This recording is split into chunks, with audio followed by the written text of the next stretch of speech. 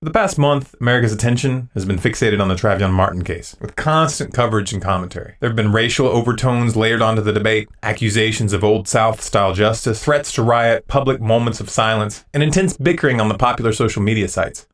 Why is this?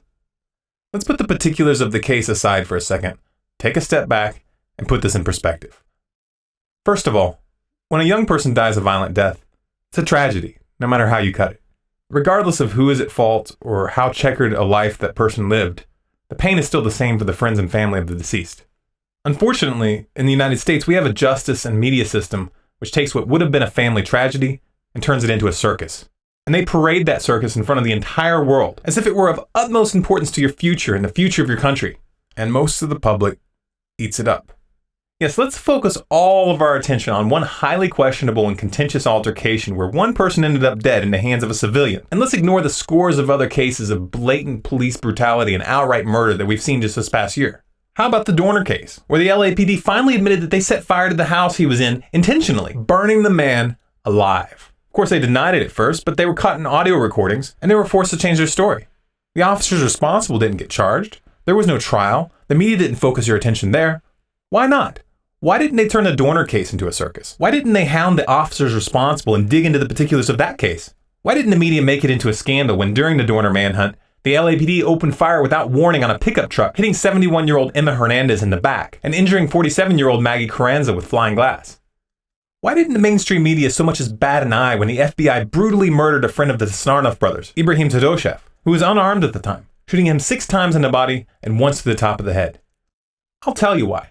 Because these cases would unite the people against the corrupt police state that's being set up right now, while the Trayvon Martin case divides people. And that's what they want. They want you divided. That's what this comes down to, folks. Like it or not, the media is playing you like a fiddle, stirring up your emotions, turning you against each other, and distracting you from what's really going on.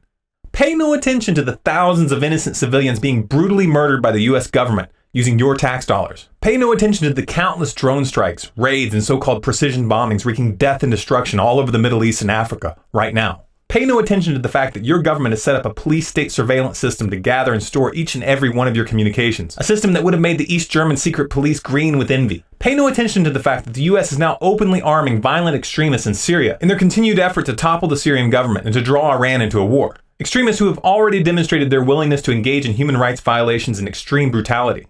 Pay no attention to the fact that your government sent thousands of guns to Mexican drug cartels in Operation Fast and Furious. Guns that have resulted in hundreds of deaths on both sides of the border. Oh, and especially pay no attention to the fact that those who planned the operation are still in office. Never mind all that.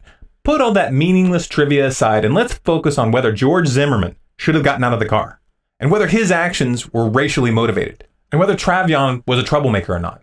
Yeah, that's what's important. That's what the mainstream media has decided is important, and it's not like you're allowed to think for yourself and question where your attention is being driven.